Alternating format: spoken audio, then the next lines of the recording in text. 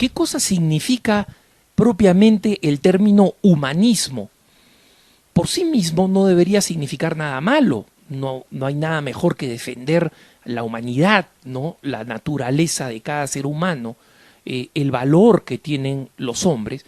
Y en última instancia, difícilmente sería posible encontrar una filosofía más humanista, es decir, más partidaria del hombre, que el cristianismo, que precisamente se basa en un principio sumamente radical, que Dios, ni más ni menos, la segunda persona de la Santísima Trinidad, se ha hecho hombre y en consecuencia ha hecho participar al ser humano de la naturaleza divina y en consecuencia un verdadero humanismo debería ser un humanismo inspirado en este principio cristiano. Lamentablemente, por el término humanismo no solamente se han entendido las cosas más dispares y diversas a lo largo de la historia, sino que incluso el término humanismo ha sido justificación de las peores atrocidades que ha contemplado la historia de la humanidad.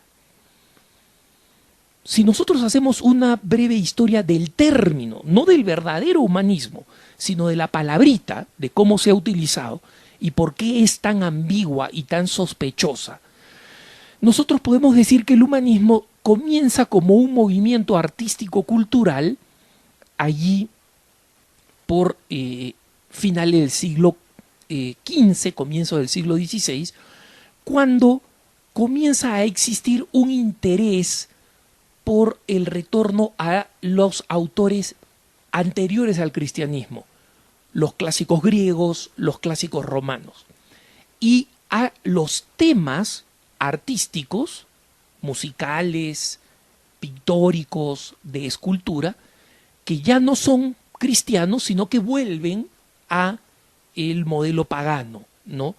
Las figuras de divinidades míticas, las pinturas como El nacimiento de Venus de Botticelli, composiciones musicales también en esa misma línea, y que en el fondo cuando hoy en día se enseña en los colegios, se enseña como si este hubiera sido un movimiento como de recuperación de algo que la tradición cristiana había querido de alguna manera ocultar o esconder. Nada más falso.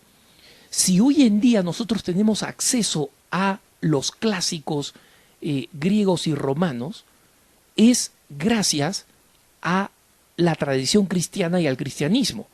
Ojo, por ahí no falta algún anacrónico que dice que no, que en realidad los grandes autores clásicos fueron heredados por la humanidad gracias al mundo islámico que se preocupó por ellos y que los tradujo. Eso es absolutamente falso. En primer lugar, los grandes traductores y preservadores de los textos en griego y en latín en el mundo islámico eran cristianos. Y muchos de ellos, cristianos que vivían bajo una mayoría islámica, iraquíes y cristianos etíopes, pero eran cristianos. No nos olvidemos que la biblioteca más grande del mundo, con la mayor cantidad de clásicos, griegos, romanos y otros, es quemada por los musulmanes en Alejandría. En cambio, ¿quién es el primer preservador conocido de los clásicos precristianos en griego y en latín?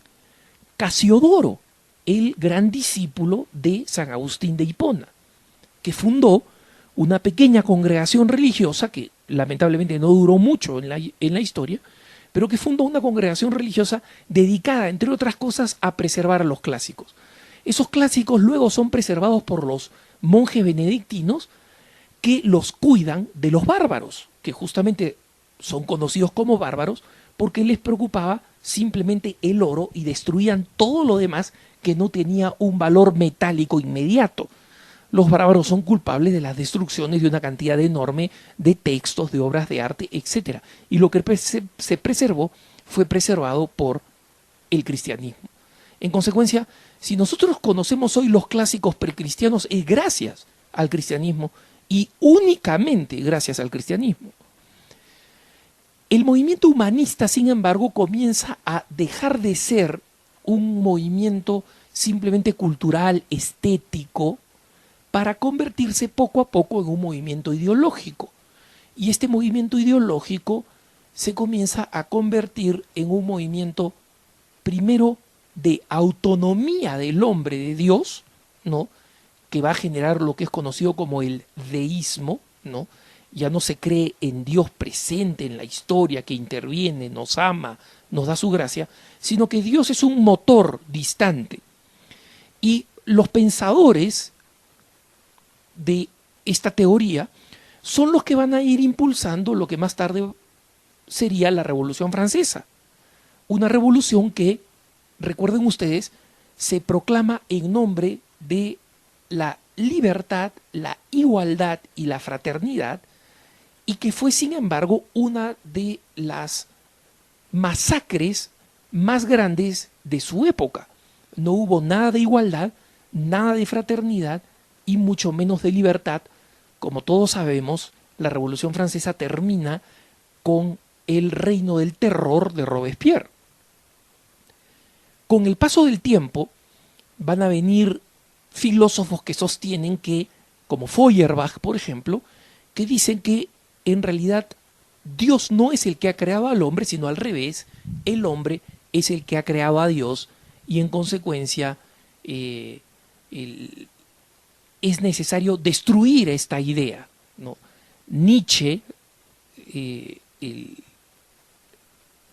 Federico Nietzsche, es uno de los que alienta esta doctrina, y estas doctrinas se van a terminar convirtiendo en las grandes ideologías del siglo XX, el comunismo, el fascismo, el nazismo, y que justamente bajo el nombre del humanismo van a crear las masacres más espantosas en la historia de la humanidad.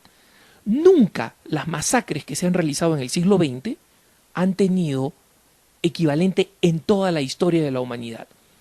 Y eso es lo que llevó finalmente, después de la Segunda Guerra Mundial, pasado un tiempo, al Papa Pablo VI a decir que la historia, no la ideología ni la especulación mental, la historia había demostrado que todo humanismo que se levanta contra Dios se termina levantando contra el hombre. Y el Papa Juan Pablo II tomó esta idea de su predecesor Pablo VI y rápidamente la señaló al comienzo de su pontificado, en 1979, cuando inauguraba Puebla de Los Ángeles en México, señalando que bajo el nombre del humanismo quedaban ruinas y catástrofes sin precedentes, y que en consecuencia un humanismo sin Dios era en realidad un antihumanismo. En consecuencia, tantas masacres y catástrofes se han producido bajo el nombre de humanismo que existe naturalmente una verdadera fobia y aversión a este concepto y a este término. Y esa es la razón por la cual el mismo término humanismo ha ido desapareciendo y utilizándose muy poco, salvo en algunos círculos cercanos a la doctrina social de la Iglesia, donde se ha buscado rescatar un humanismo cristiano, reconociendo que el único verdadero humanismo es el humanismo que reconoce al hombre como no solamente creado por Dios, sino redimido por Dios, que Dios mismo ha querido compartir su naturaleza humana. Fuera de ese contexto, el término humanismo hoy en día es prácticamente un anacronismo. Lo utilizan por ahí todavía los masones mexicanos o lo utilizan, por ejemplo, los socialistas españoles, pero lo utilizan así en el sentido del siglo XIX y del siglo XX y en consecuencia la han convertido en una palabra por lo menos extremadamente sospechosa. Que tengan un buen día.